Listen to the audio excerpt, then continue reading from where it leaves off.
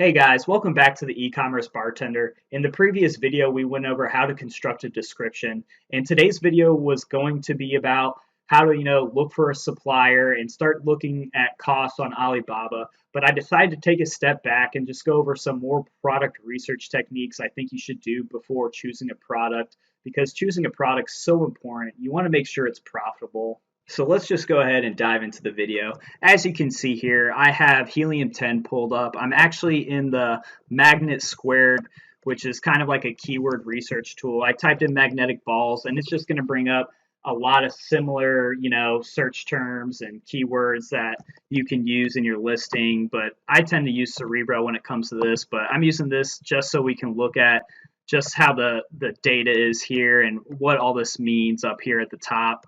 So first we have magnetic balls. That's going to be your main keyword in a market. Before I get into telling you guys about this data right here, when you guys are looking at a new market and you're trying to decide whether, you're going to do it or not, one of the things you need to look at is how many main keywords there are. If everyone's fighting over one main keyword, like let's see here, magnetic balls, which has 36,000 searches, you're going to want something a little bit closer to like maybe this 13,000. And if there's a couple more that were like, 8 or 7,000, that would make me feel more comfortable. But let's say hypothetically, like there was 36,000, searches for magnetic balls, which there is.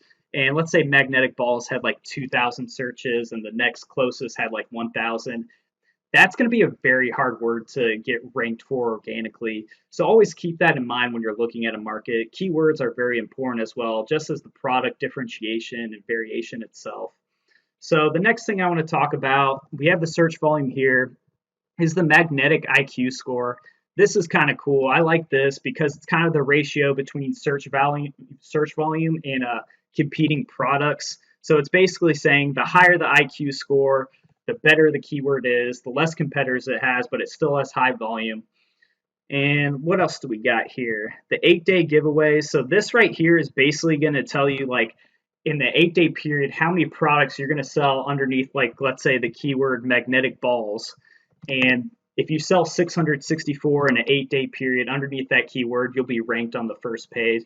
So always kind of look at these numbers just to see, if you feel like you can sell that volume or deal with that kind of volume when coming into a market. So that's going to sum up me kind of going over the keywords real quick. Let's go ahead and go on to my next thing.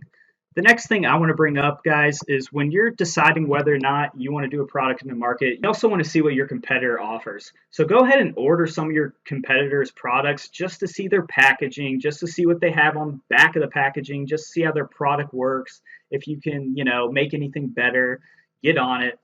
And that's probably going to sum up that part. The next thing is, which is very important as well, you want to see the reach of your competitors online. So right here, I just have Google pulled up, and I typed in our main competitor, Specs Magnetic Balls. So this is going to pull up everything they have on there. So let's go ahead and take a look real quick. So first one, we have Amazon. Then we have Get Specs, which is probably their product website, and then this is some videos, which is what we were thinking about doing as well. But looks like they're already into this. Their video quality looks good. So they have a YouTube channel. And what else we got here? GetSpecs.com, Specs Magnetic Balls, Fidget Club. So we got a fidgetclub.com. You guys could also see this and see, if you guys can get into the same area that they're in. Sometimes you can, sometimes you can't. Right here, looks like they're sold in Walmart. So this brand is just holding down the market. This would kind of scare me a little bit, especially since they're already selling in Walmart as well. But that's actually going to sum up the video today, guys. I think you get the gist of it. Just make sure you're doing your due diligence when you're going through your product research techniques. If you guys have any questions, I'm doing consulting still for $1 for 45 minutes. You have nothing to lose. Come to me before you guys throw money into something that you're not, that confident about, okay? So you guys have a good day and be ready for the next video tomorrow. And as always, for this mini course, the link will either be below in the description or I'll post something up on this video as it's running. Have a great day, guys. Take care.